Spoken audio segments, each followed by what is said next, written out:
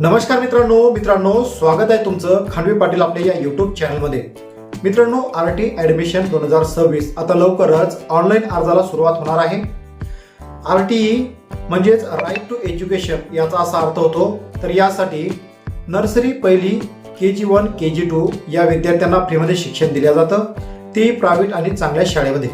मग आता यासोबत कुठल्याही प्रकारची फीस लागत नाही आणि 25% जागा या लॉटरी पद्धतीने निवड केल्या जाते। 25% जागा ह्या राखीव ठेवलेल्या असतात। जसं की आता ऍडमिशनसाठी वयाची अट सुद्धा शिथिल ठेवण्यात आलेली आहे। काही दिवसातच आता आरटी ऍडमिशन सुरू होणार। यासाठी लवकरच अर्ज ऑनलाईन करायला सुरुवात होणार। तर यासाठी तुमची कागदपत्र ही तयार असणं गरजेचं आहे। तर यासाठी कोणकोणती कागदपत्र लागतील या व्हिडिओमध्ये सविस्तर माहिती अशी मी तुम्हाला देणार आहे। तर मित्रांनो, चॅनलवर तुम्ही नवीन आला असाल चॅनलला सबस्क्राईब करून बाजूला असलेल्या बेल आयकॉनला प्रेस करून ठेवा। असेच कामाचे आणि योजनेचे प्रत्येक व्हिडिओ तुम्हाला फ्रीमध्ये भेटत राहतील। मग आता कोणकोणती कागदपत्र लागतील, यासाठी कशा प्रकारे शिथिलता ठेवण्यात आलेली आहे हे आपण या व्हिडिओमध्ये पाहणार आहेत। तर चला व्हिडिओ सुरू करूया। तर मित्रांनो, आरटी 25% ऑनलाईन प्रवेश प्रक्रिया 2026-27 करता आता काही कागदपत्र तुमच्याकडे असणं गरजेचं आहे। जसं की आरटी 25% ऑनलाईन प्रवेश करता लागणारी जी सर्व कागदपत्र आहे ही पालकांनी ऑनलाईन प्रवेश अर्ज भरण्याच्या अंतिम तारखेपूर्वीच काढलेली असावी। त्यानंतर कागदपत्रे हे स्वीकारले जाणार नाहीत, याची पालकांनी नोंद घ्यायची आहे। त्याचबरोबर बालकाचे आधार कार्ड, रहिवासी पुरावा आणि जन्मतारखेचा पुरावा ही 3 महत्त्वाची कागदपत्र आहेत। परंतु त्यासोबतच पालकाचा उत्पन्नाचा दाखला, त्याचबरोबर जातीचा दाखला किंवा पाल्याचा जातीचा दाखला ही कागदपत्र सुद्धा असणं गरजेचे आहे। मग आता प्रवेश पात्र सर्व बालकांना काही सर्व कागदपत्रे आवश्यक लागणार आहेत। तर आता ही समोरची माहिती जर तुम्हाला पाहिजे असेल तर आपल्याला आरटीच्या वेबसाईटवर जाणं गरजेचं आहे। आरटीच्या वेबसाईटची लिंक मी खाली डिस्क्रिप्शन बॉक्समध्ये दिलेली आहे। त्या लिंकवर क्लिक करून आपण डायरेक्ट आरटीच्या वेबसाईटवर जाणार आहे। तर मित्रांनो, तुम्ही पाहू शकता की आरटी 25% ऑनलाईन प्रवेश प्रक्रिया वर्ष 2025-26 हा जो चार्ट आहे, हा चार्ट तुम्ही पाहू शकता आणि चार्टमध्ये कोणकोणती कागदपत्र आणि काही कागदपत्रांची सूचीसुद्धा देण्यात आलेली आहे। याची संपूर्ण माहिती तुम्ही या चार्टमध्ये बघू शकता। चार्टची लिंक मी खाली डिस्क्रिप्शन बॉक्समध्ये दिलेली आहे, चार्ट तुम्ही डाउनलोड करू शकता।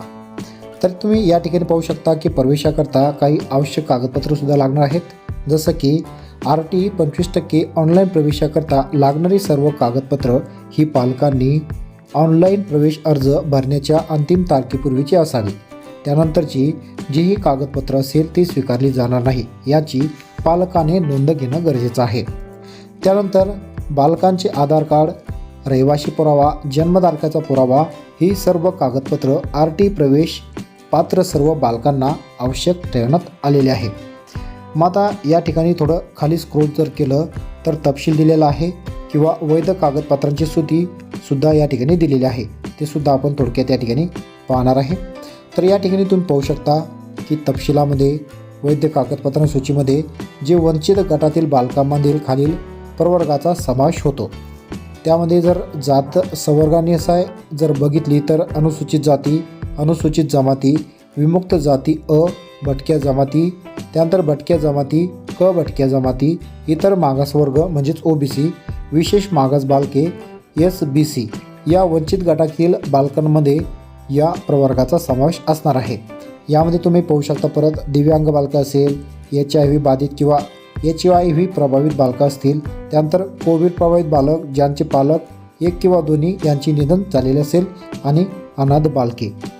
तर या गटामध्ये जीही बालकं बसत असेल त्या बालकांमध्ये देखील या प्रवर्गाचा समावेश घेण्यात येणार आहे। त्यानंतर या ठिकाणी पाहिलं तर वंचित जात संवर्गातील बालक असल्यास प्रमाणपत्र वडिलांचे किंवा बालकाचे। मग या ठिकाणी जी कागदपत्र लागतील ती म्हणजे उत्पन्नाच्या दाखल्याची आवश्यकता नाही। त्यानंतर उपजिल्हाधिकारी, उपविभागीय महसूल अधिकारी यांचे प्रमाणपत्र, पालकांचा, वडिलांचा, बालकाचा जातीचा दाखला आवश्यक आहे।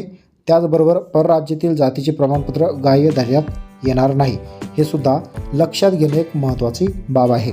त्यानंतर जे दिव्यांग मुलं आहेत, दिव्यांग मुलांसाठी वैद्यकीय पत्राचा पुरावा असणं गरजेचं आहे। यासाठी मग जिल्हा शल्य चिकित्सक, वैद्यकीय अधीक्षक, अनुसूचित जिल्हा, शासकीय रुग्णालय यांचे 40% आणि त्यापेक्षा जास्त दिव्यांगी असल्याचे प्रमाणपत्र असणं गरजेचं आहे। थोडं खाली स्क्रोल जर केलं तर या ठिकाणी पाहू शकता की जे HIV बाधित प्रभावित असल्यास जी कागदपत्र लागणार आहेत, जिल्हा शल्य चिकित्सक, वैद्यकीय अधीक्षक, अधिसूचित जिल्हा शासकीय रुग्णालय यांची प्रमाणपत्र असणं गरजेचं आहे. मग आता त्याचबरोबर कोविड प्रभावित बालकांचे पालक 1 किंवा 2 यांचे निधन 1 एप्रिल 2020 ते 31 मार्च 2022 या कालावधीत कोविड प्रादुर्भावामुळे जर झालं असेल तर अशा बालकांच्या प्रवेशाकरता काही आवश्यक कागदपत्रसुद्धा असणार आहेत.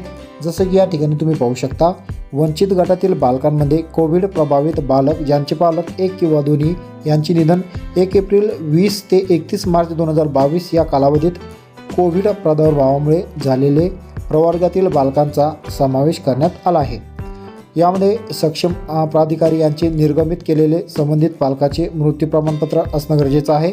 त्यानंतर कोविड-19मुळे मृत्यू झाल्याने रुग्णालयाचे वैद्यकीय प्रमाणपत्र असणं गरजेचं आहे. त्यानंतर सादर मृत्यू कोविड-19शी संबंधित असल्याबाबतचे प्रमाणपत्र शासकीय पालिका, महानगरपालिका रुग्णालय अथवा ICMR नोंदणीकृत खाजगी रुग्णालय प्रयोगशाळा यांचा अहवालसुद्धा असणं गरजेचं आहे. मग आता जी अनाथ बालकं आहेत, या अनाथ बालकासाठी वंचित घटक काही आवश्यक कागदपत्र कोणती लागतील, तर अनाथ बालकांच्या बाबतीत अनाथालयाची सुधारगृहाची कागदपत्र ग्राह्य धरण्यात यावीत. जर बालक अनाथालयात राहत नसेल तर ते पालक त्यांचा सांभाळ करतात यांचे हमीपत्र असणं गरजेचं आहे. त्यानंतर अनाथ बालकांच्या संदर्भात इतर कागदपत्र जसं की वार्षिक उत्पन्नाचा दाखला इत्यादी विचारात घेण्यात येऊ नये. त्यानंतर 6 मध्ये आर्थिकदृष्ट्या दुर्बल असल्यास वार्षिक उत्पन्नाचा दाखला असणं गरजेचं आहे.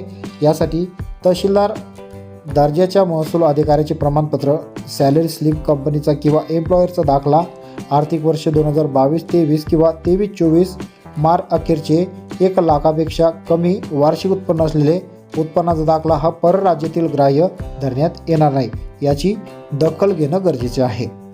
त्यानंतर घटस्फोटित महिला जर असेल तर यांच्या पालकांसाठी काही कागदपत्रसुद्धा आवश्यक ठेवण्यात आले आहे. जसं की न्यायालयाचा निर्णय, घटस्फोटित महिलेचा बालकाचा आईचा रहिवासी पुरावा, बालक वंचित गटातील असल्यास बालकाचे किंवा त्यांच्या वडिलांचे जातीचे प्रमाणपत्र, बालक आर्थिक दुर्बळ गटातील असल्यास बालकाच्या आईचा उत्पन्नाचा दाखला असणं गरजेचं आहे.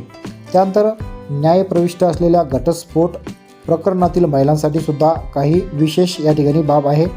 त्यामध्ये जर पाहिलं तर घटस्फोटाचे प्रकरण न्यायप्रविष्ट असल्याचा पुरावा, घटस्फोट प्रकरण न्यायप्रविष्ट असलेल्या महिलेच्या बालकाच्या आईचा रहिवासी पुरावा असणं गरजेचं आहे.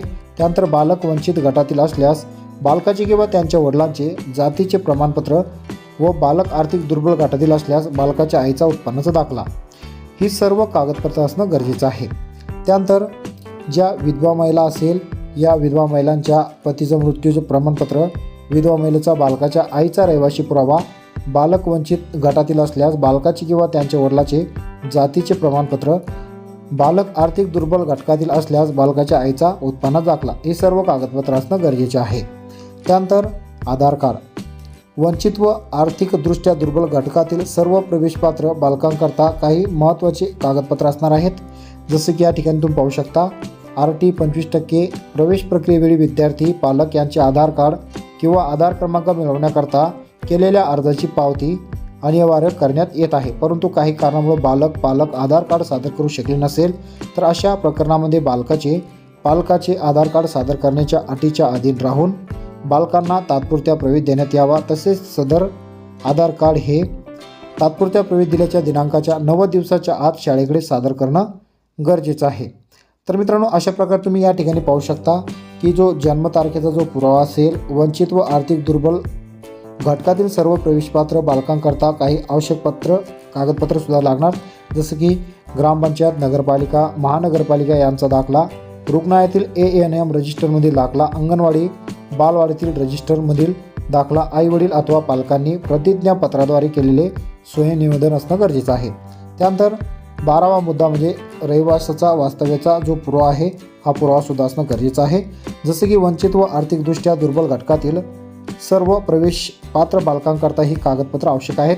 जसं की रेशन कार्ड असेल, ड्रायव्हिंग लायसन असेल, टेलिफोन बिल असेल, पाणीपट्टी, प्रॉपर्टी टॅक्स देयक, घरपट्टी, फक्त राष्ट्रीयकृत बँकेचे पासबुक, आधार कार्ड, मतदान ओळखपत्र, पासपोर्ट यापैकी कोणतीही एक कागदपत्र पुरावा म्हणून नसतील तर भाडे तत्वावर राहणाऱ्या पालकांकरता भाडे करार हा दुय्यम निबंधक कार्यालयाचा नोंदणीकृत असावा, भाडे करार फॉर्म भरल्याच्या दिनांकाच्या पूर्वीचा असावा व त्याचा कालावधी 11 महिन्याचा किंवा त्यापेक्षा जास्त कालावधी असलेला असावा, हा निवासी पुरावा म्हणून ग्राह्य धरण्यात येणार आहे. तर मित्रांनो, अशा प्रकारे ही जी 12 मुद्दे आहेत, या 12 मुद्द्यामध्ये तुमचा पालक जर बसत असेल तर तुम्ही नक्कीच RTE 25% या प्रक्रियेचा ऑनलाईन अर्ज आता करू शकणार आहेत. तर यामध्ये सर्वात महत्त्वाचा पुरावा म्हणजे जी कागदपत्र लागणार आहेत, जसं की बालकाचे आधार कार्ड, रहिवासी पुरावा, जन्मतारखेचा पुरावा, ही सर्व कागदपत्रे जर असेल तर तुम्ही नक्कीच RTE 25% साठी ऑनलाईन अर्ज करू शकता.